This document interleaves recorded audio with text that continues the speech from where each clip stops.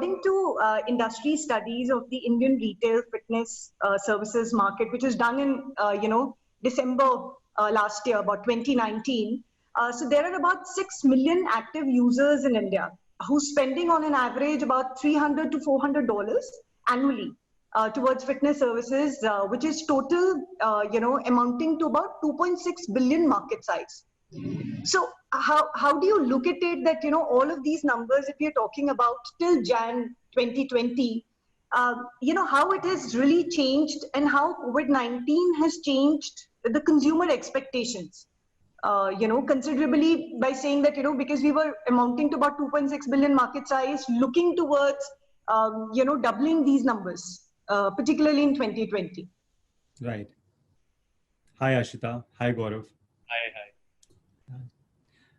So, talking about the market size and the position of the fitness industry in 2020 January and the position they are on, definitely with COVID coming in March, there has been a dip, but the industry is set to grow. Industry was on a growth mode and would have doubled definitely.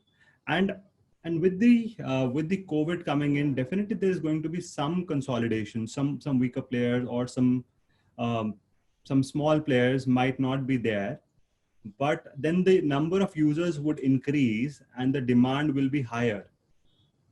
The pricing strategies will go up. The number of users will go up because of the sheer awareness of the immunity and how fitness affects immunity has drastically gone up.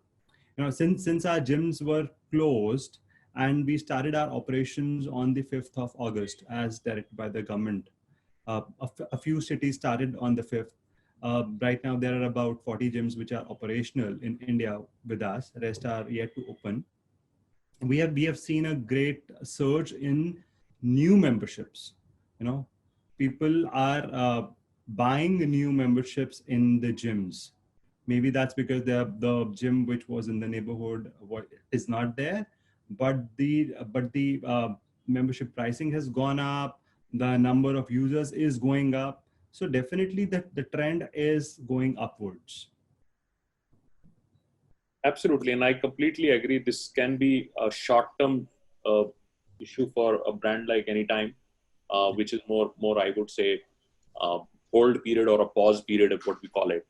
You cannot do much about it. I mean, this was not only for one business, or almost every business has been in the pause period. But I feel that the time post this would be absolutely companies like yours would thrive, because a lot of independent operators would not be able to do that. Other independent operators have already started leaving the market and going out of the market and things of that nature.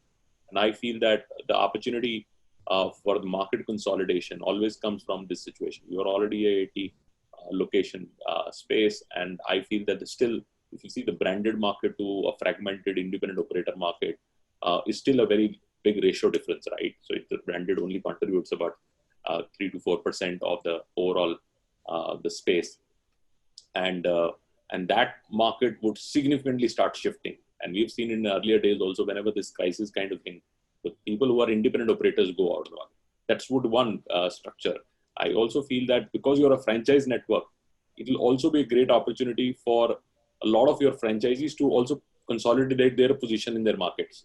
So which means that they can also look at, because if they're a great operator, like I remember they were a good operator in Jaipur, and there are some other operators in that thing. So these people would also see an opportunity to really see some other facilities to consolidate and come under your business model. So do you have a special strategy now being formed, that how do you really look at the assets which are available there, which can come and offer you? I'm sure you must be getting a lot of offers these days with people saying, look, I was running an independent gym, can you want to take over, and things like that. So the problem of this, is it a conscious strategy, or it would be a more an opportunist way of looking at it as it comes along to you? No, so definitely, Gaurav, with us, we have certain norms that need to be followed when it comes to having a site or the brand of equipment. So we operate in a particular size with particular brand of equipment. So if those kind of opportunities are available in the market, then there are two options with us. One, it is there within the protected territory of an existing franchisee, where our existing franchisee goes ahead and takes over, or it is outside where we get one of our existing franchisees or someone new from the market to have a look at it, and if they find it feasible, then they go for it. Since we are a 100% franchise owned and operated, we don't operate any corporate stores. So that's the way we're looking at. But interestingly, all our franchisees at the moment are looking at increasing their market share, because that's the way we are looking at it. So if we are in a market and there's a void being created, even if there is no individual gym shutting down or assets available, the franchisees are willing to open more gyms in that region itself to capture the audience. So that's a very positive thing happening with AF right now. Yeah, absolutely. And I think a big shift of customer would happen, and customers would not trust anymore going to places where they feel that the standards of hygiene and other things would not be maintained. And I think this is where I've been repeating that branded players would have a big advantage, because what people look at now in a brand is the warmth, which comes from a local franchisee experience and structure. And second is competence, which comes from the global lineage of the brand. So I think when you offer this, you have a localization which is coming from your franchisee, but also a big competence which comes from advertising. And that gives a reassurance to a lot of people. If somebody has to join, he will not join maybe an independent operator. So at these times, a lot of independent operators also can become potential franchisees for you. Obviously, as you said, they have to do upgradation in terms of their equipment if equipment is not matched and things of that nature. Yep. Yeah. So, taking this further from a consumer point of view, how have you really equipped your partners, as to what changes they've done in their gyms to get their members back? So, Ashita, the biggest thing that the consumer today is looking for is safety. I've been in this industry for like 18 years now. From selling equipment to operating gyms, and it's been a change where we have been talking about, with the marketing used to talk about professional music system or a power backup to an air conditioned gym, which is now, today the consumer wants to hear what are the safety measures being taken inside a gym. Everything else is a norm, but wanting to know about the safety, the reservation systems, the number of people inside the gym, how much safe a brand can make, or the place they are going is, what are the precautions that they're taking, is what matters to a consumer. Even if I'm going out, I'm looking at these things, or anyone in my circle or my known, they are looking at safety before they are going to any business per se. So that's the biggest thing right now. And we are very fortunate within our franchise network, we have been able to deliver that to the consumer, that they feel entirely safe when they're walking inside our gyms. Sure. So, there's another, since I was looking through, in the so-called fitness, industry in specific, and I realized that, an average Indian works out only about 4 to 6 times a month, as against the global average of about 12 to 18 times. So eventually, we Indians end up paying, or I should say overpaying and underutilizing the membership, So is there anything, since, understandably people would come in comparison to what they were coming earlier, and now they would come little less times than earlier. So have you worked out something on those numbers? And also, one more thing I realized is that people today are looking at, little more services. So is there anything on cards, with respect to probably, telling them about their health services, their meals, their calorie burn? So anything like that on cards? Fortunately, with AF, the number of people working out, within their month or within their memberships have been a little higher compared to the average in India, because we have been a very consumer-centric brand, and we have been pushing people to come to the gyms to maintain a healthier lifestyle. So that was already there. But yes, now in the times to come, you rightly said there might be a little dip because some people may be fearful of coming to the gym, or they might not even get the reservation spots. So with us, the future of fitness is going to be hybrid. AF is coming up with a workouts app where people can work out with their coach from their home, with or without equipment. So there are many options that will be available. They can come to the gym, work out with their trainer. They can come to the gym, work out on their own with the app. They can be at their home and work out by themselves or with a coach. So all those things are going to be there. Since there's a lot of awareness which has happened in the past 5 months, there's a lot of senior population which wants to do some sort of fitness activity. I think a lot of those people are going to opt in for these because they might be a little scared to come to the gym. So they will be opting in for these kind of facilities where they can work out in the convenience or the safety of their homes, and with a AF coach, having a hybrid experience. They might want to visit the gym, so the membership will be like, you can come to the gym, you can work out from your home. Everything will be available for the consumer.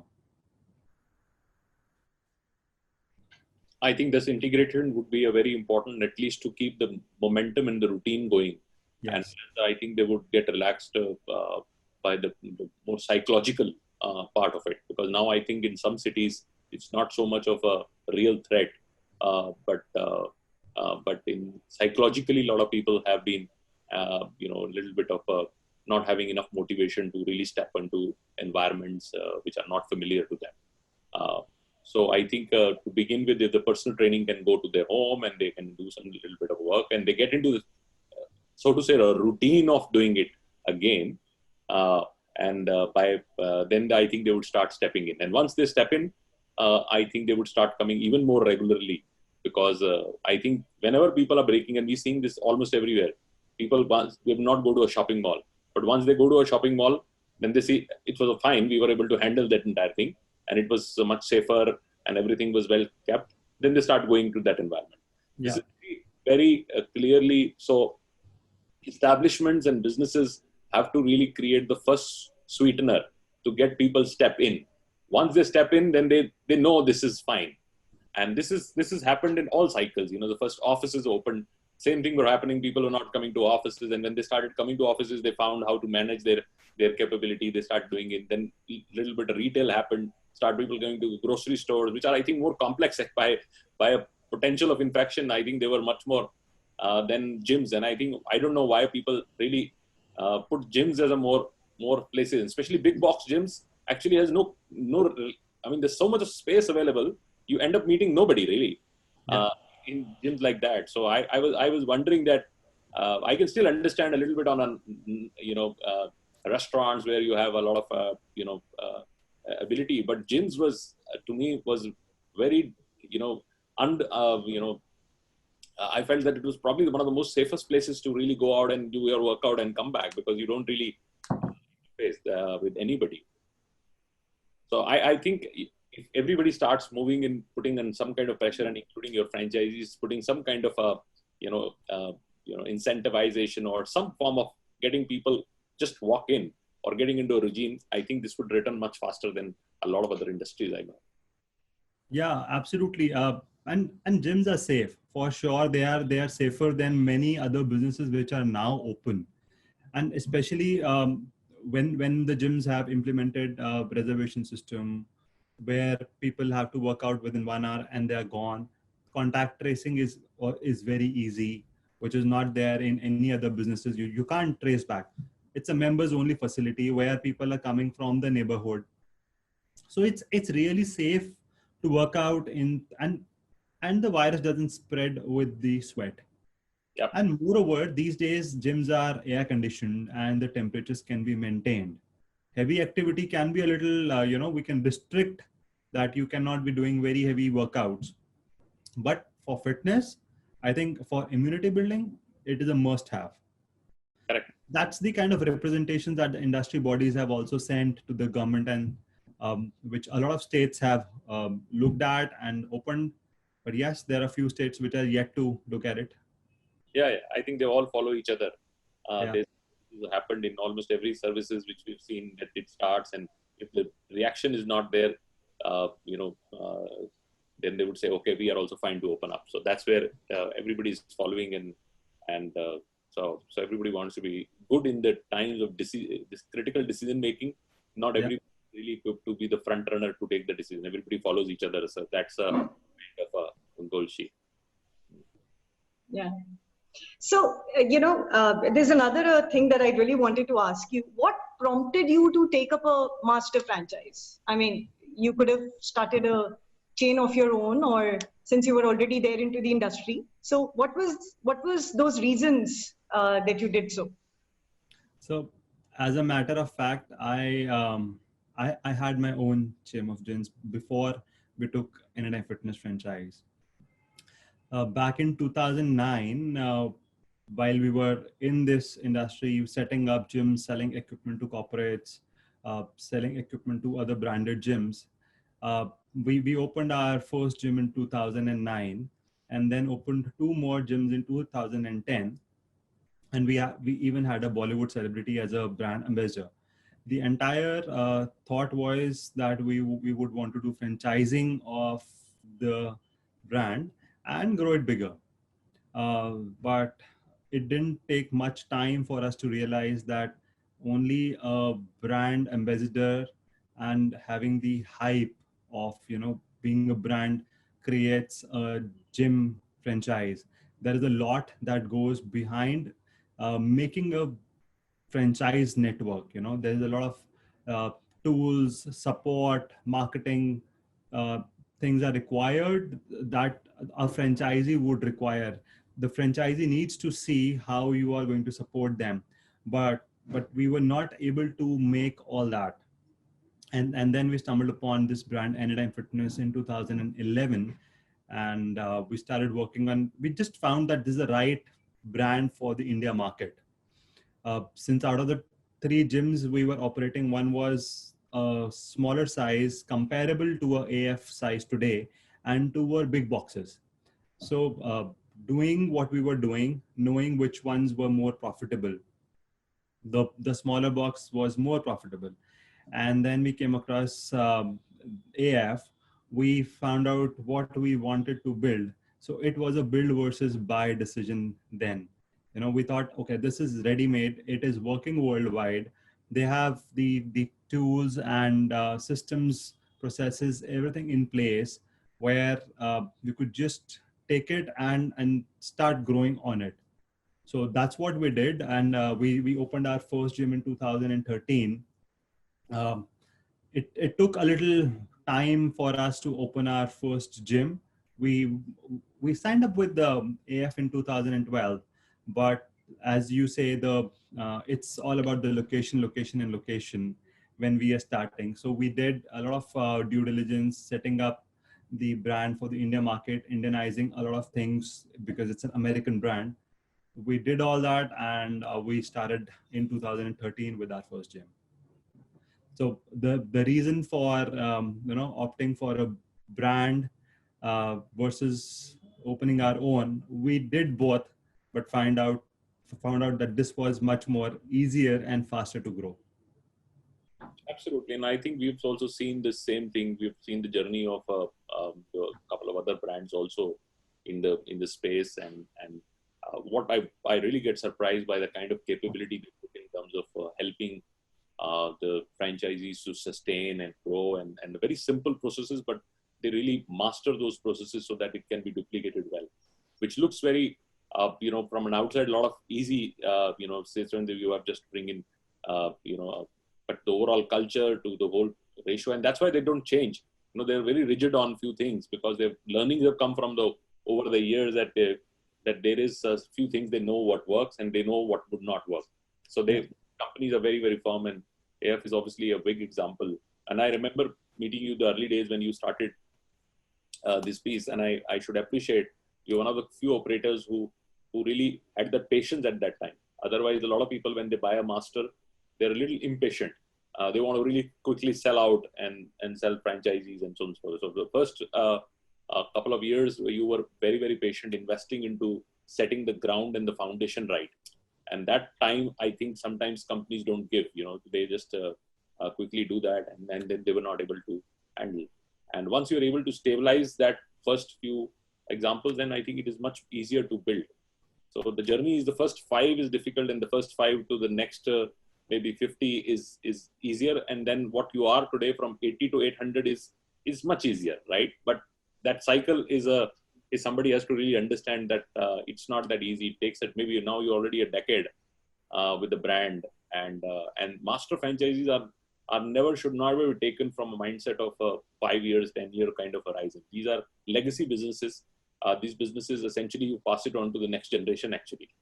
So these businesses have to be built from a 30-year, 40-year mindset, and then only really people get the value out of that business and so on. And absolutely, with our brand as well, they have been really helpful in the early days, where when we were setting the ground in India, we were setting up the brand, localizing it, setting up vendors and everything.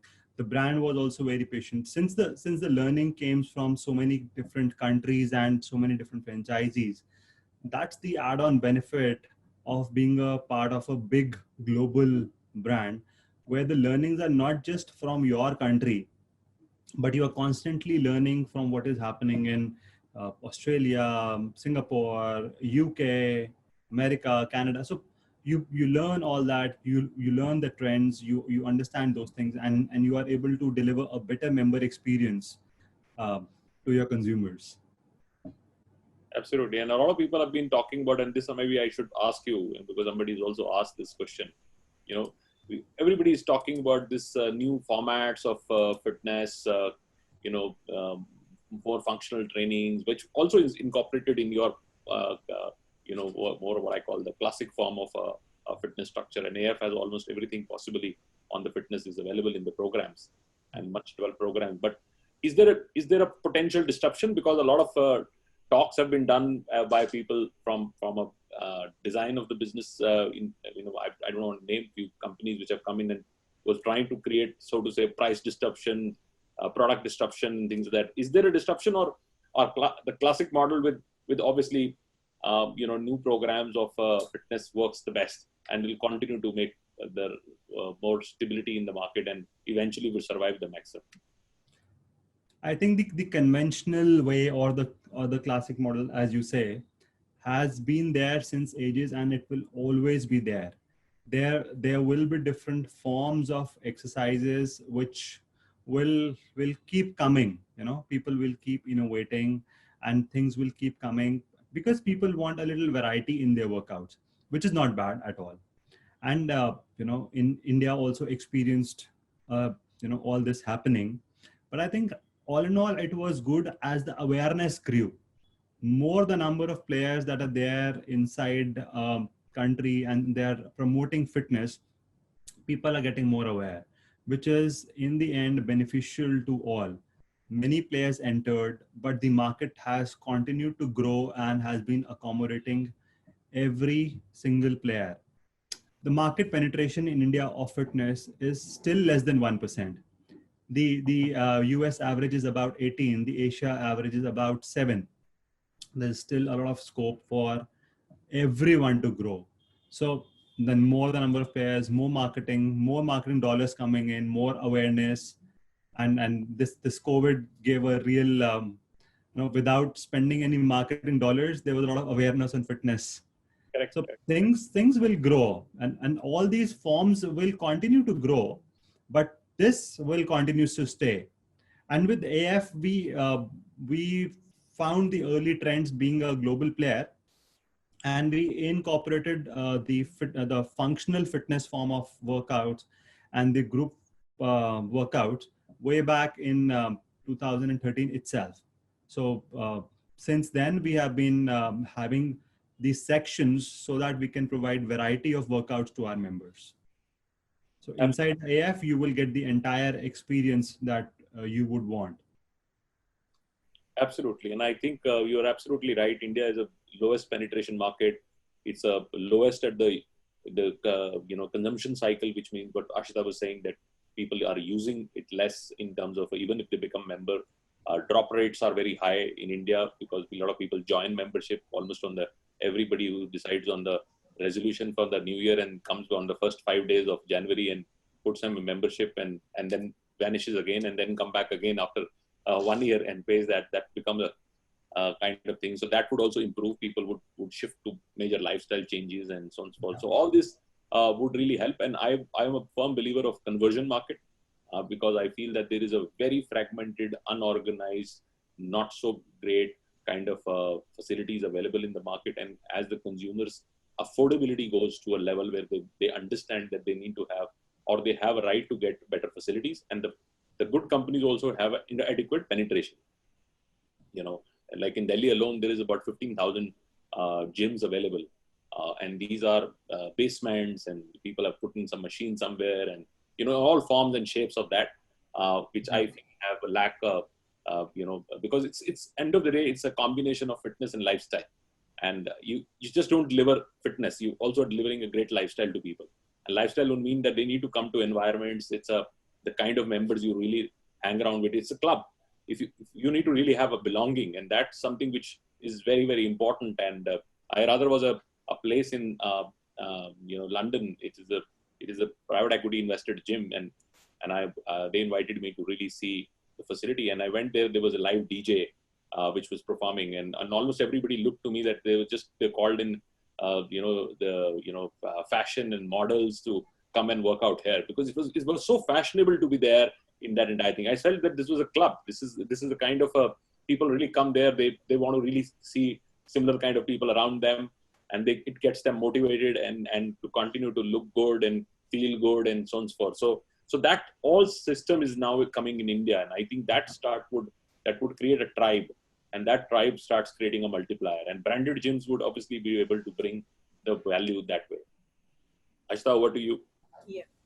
So, that's really one thing, which I really appreciate and also would want to dig a bit more about is that, when you're a franchisee, you're working out with a master franchisee in your own country. But, since you don't operate any of your outlets, you have franchisees, these are completely franchisee owned and franchisee operated gyms. So how do you manage that mindset of being a franchisee and a franchisor at the same time? So that's a good question. I would say that it is an experience on both the ends. So we are learning and delivering at the same time, which I think is a great thing to do, because you are constantly evolving. There are pressures from your franchisees where they want some product or service or a certain level of service, and there's a pressure from the franchisor that this is what they need to be implemented. So it's like a pulley where you are being pulled on both the sides, and you are trying to keep a balance of all the things, which is really a great job, I would say, because then you are trying to make everyone understand, and in the bigger benefit of the brand, you are taking decisions and helping both the parties, both the franchisees and the franchisor, that you have to make the franchisor understand that this is the Indian culture, this is what is required in India, and you have to make the franchisee understand that this is the future of fitness industry, and this is the way that things are going to be moving. You don't want to be left behind. So it's a balance and a really interesting thing to do. Mm-hmm. And also, I think let me extend the question. So when you are as a master franchise, as I said, your horizon is very different. You're looking at a 20, 30-year kind of horizon, and you are adequately invested, both by commitment of the organization, capital deployment, and so on and so forth. When it comes to a franchisee's mindset and the horizon is normally about return on investment in 3 years, 4 years. The horizon is extendedly 5 years, 7 years kind of horizon. That's what the horizon is. And now how are you dealing with that psychological pressure which would come in most so times, because especially with the franchisee I am seeing, well, because we get a lot of franchisees and a lot of people are writing to us because we run an ecosystem, especially people who have taken franchise in the late 2019 and early 2020. They are the ones who are a little bit of a, at a psychological pressure. Not so much, I cannot comment on everybody's on a financial pressure. While psychologically, because they feel that, oh, this business would stay, not stay, should I do, I not do, continue, not continue. So I think this would be a time where a lot of mentoring would go from you. Is there anything going on? I mean, you're facing this piece while you have a robust network, but we're seeing a lot of franchisors have to work even harder these days to really take that psychological understanding of people to why they should stick around, right? Well, that's absolutely the case. Fortunately for us, there have been a lot of multiple franchise owners. In our system, we have about 60% people who own multiple clubs. So many of them had their clubs opening in 2019, but they had their earlier clubs in 2016 as well. So they understand the business and they know that this is something which has happened, a pandemic, and this will be over soon. But yes, there are a lot of new players, and I would say kids, because for us, these are children and we have to keep mentoring, educating them and coaching them, that this is what needs to be done. So there are a lot of these people as well, where we need to hold their hands so that this time will be gone. They need that support in terms of maybe financial, emotional, being there, empathetic, and that's what our FBC is. And we have a great team of franchise business coaches, as we call them, who are helping our franchisees on a daily basis, keeping in touch with them, giving them that emotional support that is required at this time, so that this period will be over soon. And then they are all ready to bounce back even in a better manner. Absolutely. And I'm seeing this, that even some of the franchisees, especially older performing franchisees, would rise to occasion. They are the ones who really, in all the difficult situation in last 23, 24 years of my franchising career, I found that whenever this can be industry crisis, because this is pretty much hit everybody. This is a very unique situation. But we have seen sometimes industry crisis. There is a particular downturn in a particular industry. There is some challenge in economical function. This can be sometimes regional challenges which would come. Every time something like this, go to a shopping mall, then they see it was fine, we were able to handle that. Sometimes industry crisis. There is a particular downturn in a particular industry. There is some challenge in economical function. This can be sometimes regional challenges which would come. Every time something like this. Yeah, sorry, I think there was some Facebook Live would have come on. Okay. So that's so their existing franchisees would start really taking that call and getting into, coming on front, and they might be, extending their hand to some of the, new franchisees and say, let's go together and do that. So are you encouraging that also, a little bit of a mentor program or co-investing program and things of that nature?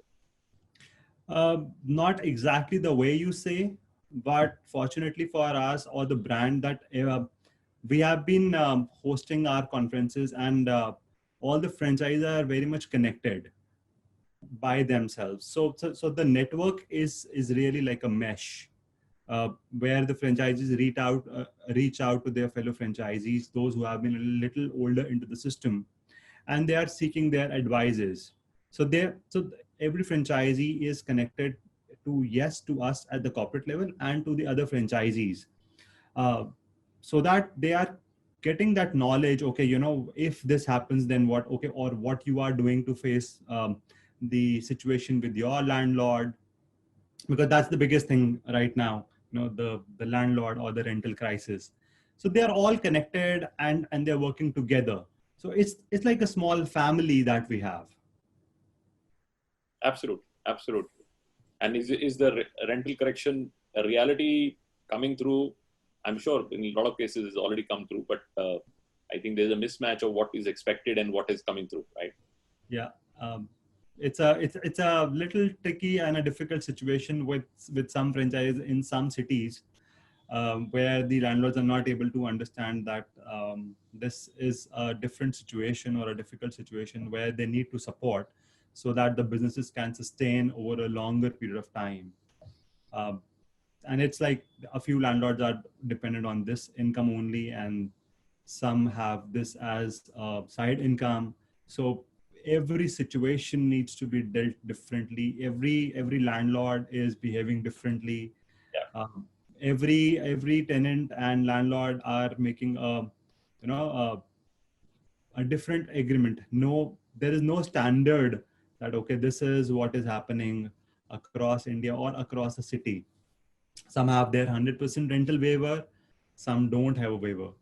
That's a drastic, and there are many which are in between.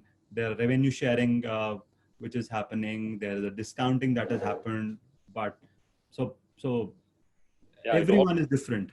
and all would depend on what the government comes with the next 3 months of again waiver of or giving a pause for loans repayments. This would all depend on that, because a lot of landlords actually have their essential EMIs back to back linked on that. Yes. And if that comes in as a relief for next 3 months again, then I think things would change. Otherwise, people would become very rigid, and they want it. And actually, there is no choice. If you just become too rigid, then also there is a bigger danger that somebody closes and you don't have replacement coming for years now. Because especially in a category like yours, because I feel that the replacement is very difficult to get, because you are a big box technically, and you're normally on the first or second floors and things of that nature. It's not a place where I just vacate somebody and somebody else would take it. Yeah. So, yeah. So the situation with the landlords also is that a few are understanding that if this tenant goes and the other one is not going to come in, but there are many who are not understanding this fact, and they're like, okay, you can leave my premises and I'll find someone else. But that they're not able to understand that there is no one else which is available right now to take the premises, but they're adamant. So that those which are adamant are giving a trouble, but fortunately that percentage is low. Yeah, so it's a 22% to our survey would essentially be vacated for one reason or other, and I don't see that filling in even for 18 months. It's a quite a bit of a tricky situation, but yeah, it's sometimes people have their own calls, and because they have multiple tenants in the building, so they feel that if I do it with one, I have to do it with all, and so all that situations are also there. So everybody is passing through this whole juggle these days, which is more troubleshooting rather than developing businesses. True. So, having said that, how is it, so that quite intrigues me, from a company who's actually, available in so many countries, because we're going through the same thing, at the same time. They probably would be more compassionate and similar to, everybody in the country.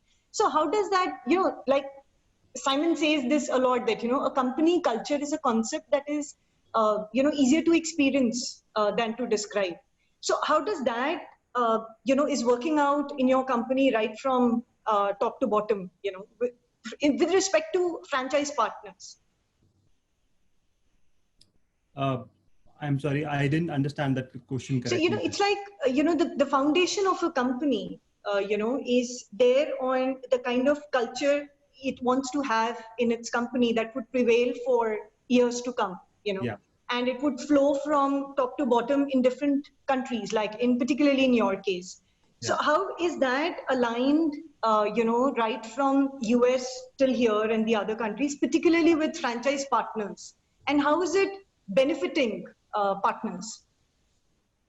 So even as the culture flows from top to bottom, and with our partners in the US, the brand self-esteem brands, it's always been a close-knit kind of a relationship where we have had. It's been people, purpose, profits, and play, as they call it, and we have had all four P's, and we have experienced a good time, both in terms of learning and business with the US. So the culture is one of the best things that we have with our US partners, and we have been able to replicate the same within our organization here in India, and deliver it to the franchisees in India. So it's like everybody understands each other. We are empathetic to each other. We take care of each other needs, and whatever we can do, always keeping the brand on priority, whatever it's needed for the brand.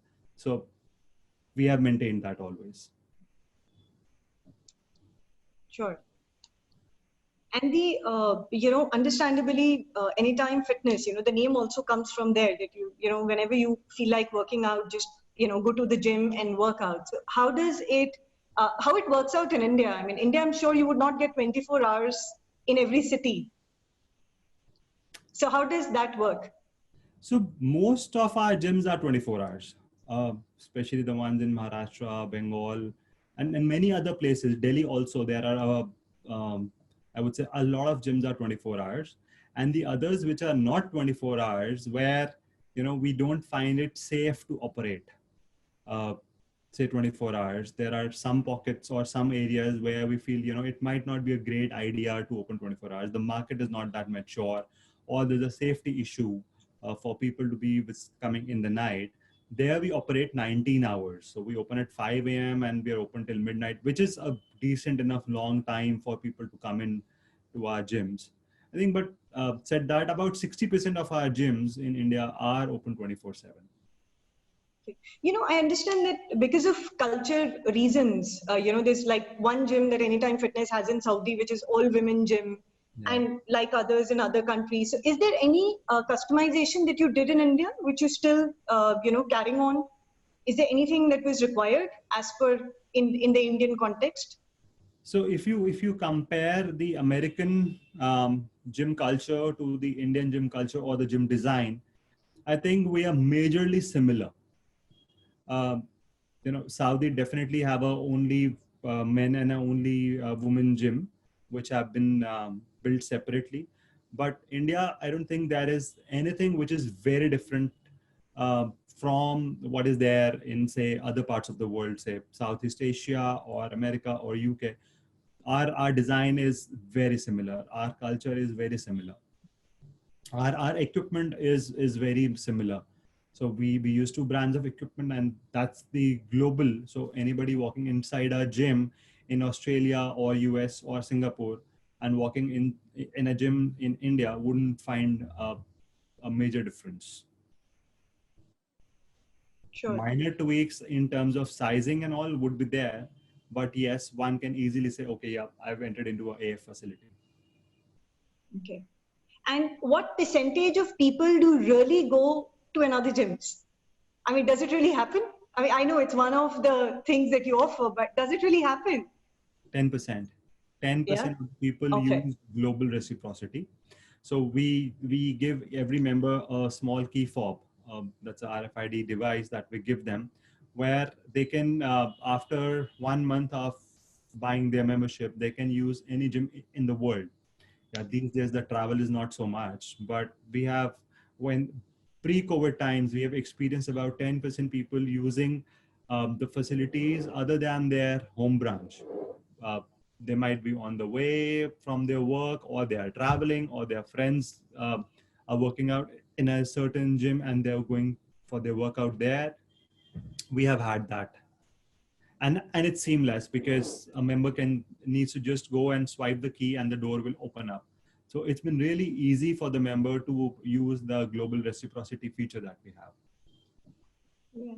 Because I found it really interesting. I mean, though you've rightly said not too relevant currently, probably for a couple of months, if all goes well. But I think that's something which is interesting. And I was really interested in knowing the percentage. I mean, how would you really, do that? So that's interesting. Globally, it's about 7%, but India, it's about 10%. Oh, wow. That's interesting. Yeah. You're at mute. A lot of people have moved to their hometowns and things of that nature, or gone to another city. So it can still be handy, and they can still use the facility. And I think as the travel opens up, a lot of people can also use that as a facility when you might go to and stay in a hotel which doesn't have a gym or something like that. But if you're a member, you obviously can do. And that's how people do it, most of the locations.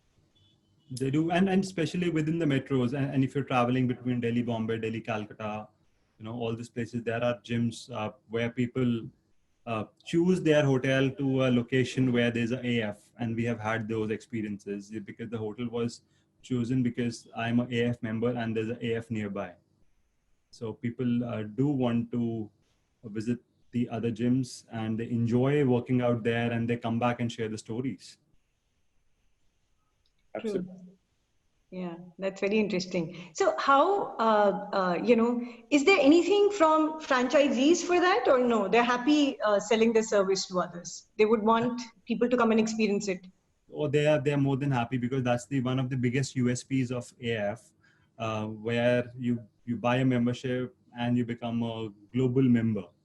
So it's something which our franchisees also understand, and they know that they are a part of the brand, which is a global brand. And when their member can go and work out in any other gym, and any other gym member can work out in their gyms, and they are happy to host people coming in from other gyms. And I think they are more hospitable to those, so that when they go back, they talk about the other branch at their home branch, which is like a very, very positive thing.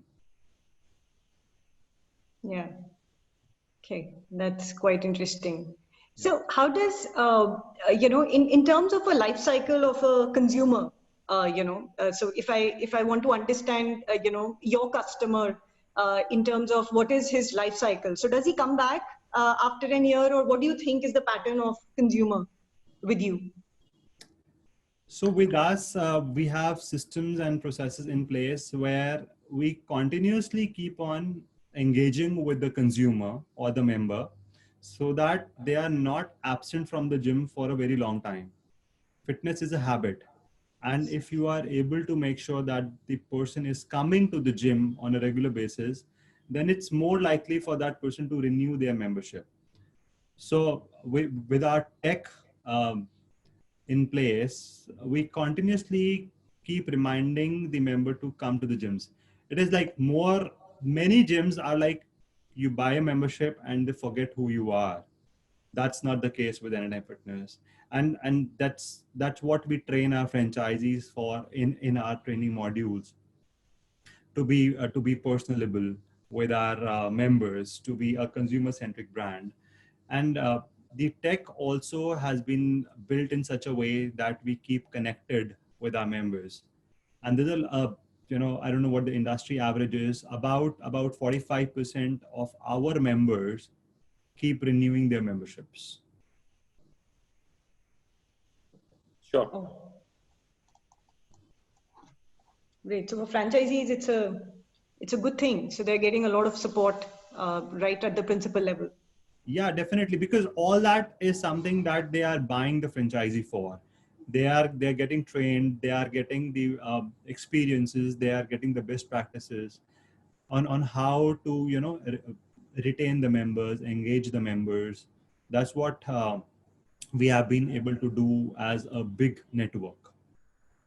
Sure. So what's your plan now? Having said that you'll be nearing 100 gyms now. So what is your, penetration plan now? I mean, you look at A cities more, or you look at tier 2 or tier 3 cities more? If this COVID would not have been there, we would already have been 100. We had that pipeline and everything, and we were working on our 98th or 99th gym, which was going to be under construction that way. We are still looking at that, just that the timelines got a little delayed because of all this pause that came in. Said that, we are present in 32 cities, which are A towns and B towns, and we'll continue growing in all the cities, with a major concentration being in Maharashtra. Since our presence in North is pretty strong, we are focusing on Maharashtra as a region. If we call it, okay, one region where you are growing, and we were right on track, and we will continue to focus on Maharashtra while we continue to grow in other parts of the country. Sure. That gives a good cycle for franchisees as well to come in. So, having said that, you've been busy, all through this time, and looking at you, I can say that you're actually a fitness freak yourself. So how did you manage your time, within these 4-5 months? So this COVID was very different situation. You you need to be motivated at your home, trying to work out. So I had a coach who was mentoring me in terms of my workout, and giving me online support uh, through various video communication platforms that we have these days, where I was being held accountable, guided and motivated. So with a small setup at home, I never had a big setup at home because I had many NLI fitness clubs nearby. So a few dumbbells and a few equipment, bodyweight exercises, all that was done at home with the help of a AF coach. Um, and then once the lockdown started easing, then it started going outdoor, cycling, running, and all that stuff. Yeah. But yes, a coach really helped in these times. Absolutely. I'm sorry. Yeah, go ahead.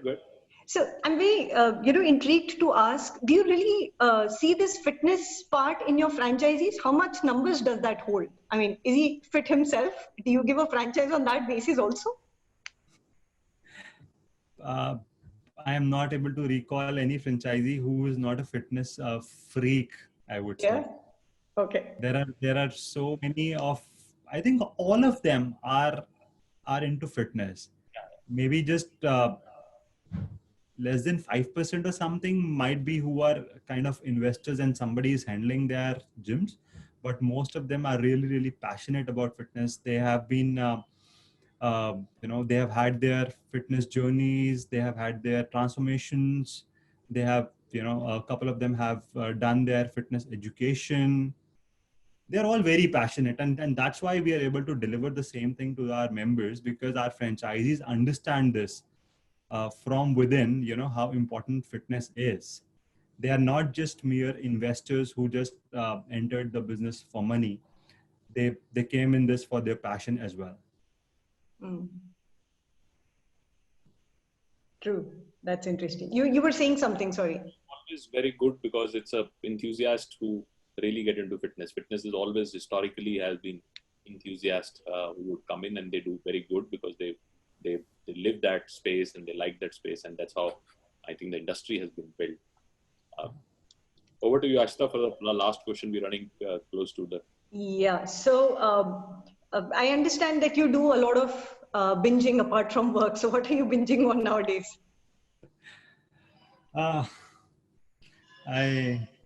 Nowadays it's like there's a lot of OTT stuff that we have been hooked to, all those Netflix and the Hotstar and everything. And that's apart from me getting time to read some books. So a couple of books, and yeah, I'm a big fan of all those series that are coming in on various platforms. Okay. Like crime and that politics, kind of those things. Okay, so I'm sure you would have loved House of Cards. I haven't seen that, but I had seen this Designated Survivor. I don't know if you have seen that. No, I will now for sure. Yeah, Designated Survivor. Yeah. Yeah. It's all about the U.S. President's life. What happened on a daily basis. I think I loved it. Yeah. Okay. That's interesting. So now, as we're nearing to the end of this, so one final word from, both of you, particularly, on franchising, and how do you see that? Any more final words for it? Over to you, Vikas. You can go first. I would say people who are looking to invest in any business, it's like a stock market where either you are at bottom or you have your journey where you continue to grow. So I think for fitness, this is a graph where the fitness is probably at a lower level and it will continue to grow now from where we are. It's the best time to enter this industry because there's a lot of awareness. The demand is going to be higher in the times to come. The real estate is less expensive than before. The cost of the projects haven't gone up. So the projects which will start now will be more profitable or will have a higher profitability because the average revenue per user has gone up and will continue to grow. The demand is getting higher. So this is the right time to invest in a fitness franchise. Yeah, I also agree, and especially for people who are having their own real estate, I feel that they should really step up at this stage, because earlier yields were the better answer than running your own business. But I think today people who have their own property should look at two things. One is return on property, and second, return on their investment. And it's much more stable. It's much more stable than just rental income. I think this change would be a very big change in next 2 to 3 years, especially for the fitness side. You'll see your 25% or 30% of your franchise buyers would people who own their own property, and you'll start seeing that happening as early as next month, because all this would have happened. They would have seen what is going on, and then people start realizing that I have a fantastic 5,000, 7,000 square feet, but I don't have an alternative, and rather than keeping it lying idle, let me put something and start working on that. Yeah.